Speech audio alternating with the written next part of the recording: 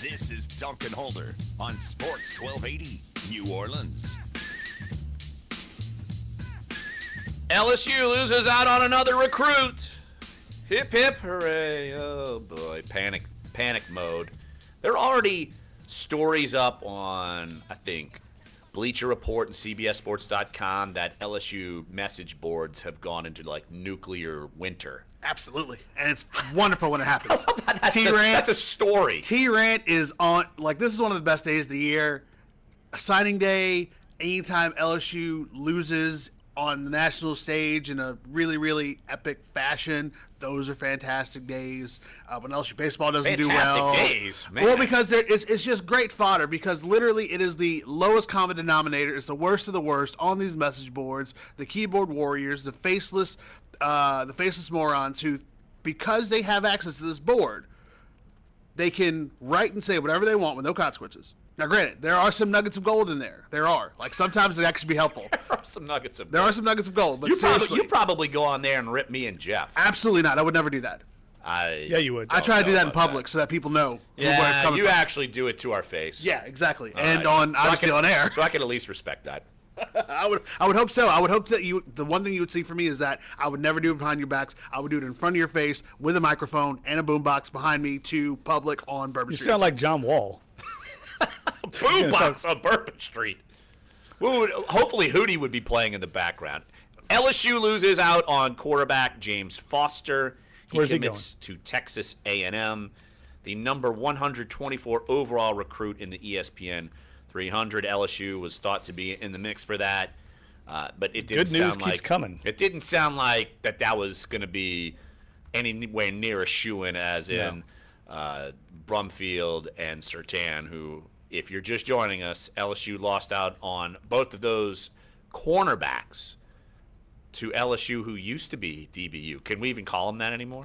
I think you can, and I think you will be able to. And that's what, I'm looking on, and of course I'm looking for some of the stories that obviously we post over the course of the day, because that's part of my job, is to look for, what stories are coming through the pipe and just kind of seeing what the gauge of, what we're doing. And when I see a story that says National Signing Day is a shadow of its bloated theatrical self, I think, yeah, this is probably going to be a good story for today, because that's exactly correct. It's by our own Ron Higgins. That was his column today. And for me and my money, I think he's spot on. And I think, I'm sorry if I woke up on the wrong side of the bed this morning, but the first thing I saw was Draymond Green getting tossed from a game because he got fouled and he complained to the ref and got tossed, because, again, the NBA is about complaining to refs and whining about it and not really playing the game. At least that's what we're seeing today. Kristaps Porzingis tears his ACL. He's down, so that's another big injury for the NBA. And then we see this. We're talking about 17,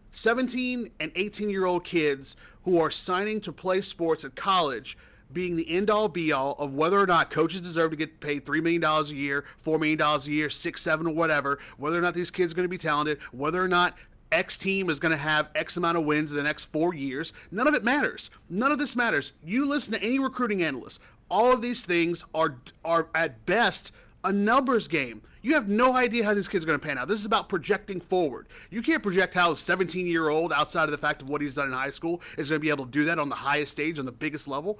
It's about building the best team. What happened to the days of being able to recruit quality kids, maybe 3-star, 4-star, if you get some 5 stars, whatever, but it's about needs. It's exactly about what Amos talked about yesterday, which was that now with this new 25-player signing cap, which doesn't matter if these guys don't even if they are academically ineligible, that counts against your cap, and so you have to know where you're going for. So if you need offensive linemen, defensive linemen, go get that. You need a quarterback, you need a wide receiver, you need some defensive backs. Go get the best guys that you can, and then you teach them when they get on campus, and you make them quality by the time that they leave. It's not that hard. But to project that these kids are going to come in and make an immediate impact to get you X amount of wins so that you feel good about yourself, it's a bad proposition, and it's never going to work out the way you want it to. Still no breath. Sorry. What was that rant about? I don't even understand where that came from. Pretty much, in essence, I think. Sum it up. That National Signing Day is overblown. The National Signing Day is for the most part a joke. The fact that it's 2 days now is unnecessary. It's actually more than 2 days. It's because what is it? And we're not. The early signing period is what, 3 days, and now now you could do it whenever you want. You exactly. don't have to do it and I mean, today. we're not even. But at the same time, though, we're not even talking about the other signing days for other sports. You know, when November happens, you've got signing day for like 17 sports. And then you get to the spring, and you've got 20 others. We don't even talk about those, but we always talk about college football like it, because it is the end all be all when you think about it in terms of most high level Power 5 teams that make most of the money for said universities.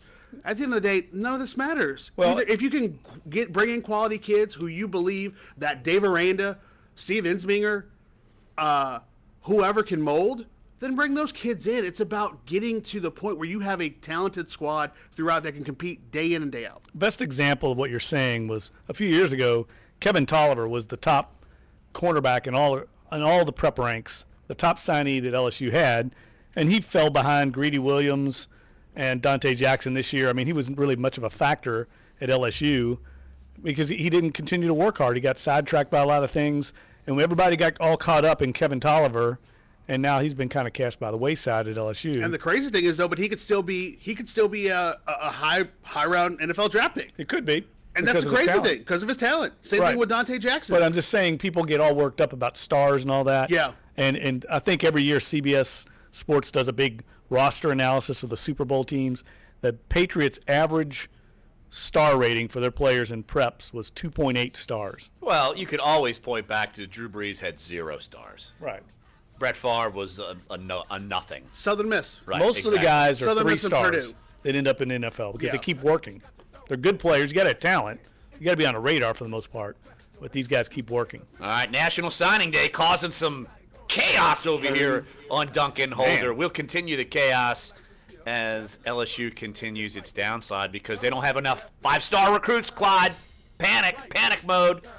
We'll continue the conversation coming up next. Sports 1280, NOLA.com, the iHeartRadio app. Dunc and Holder.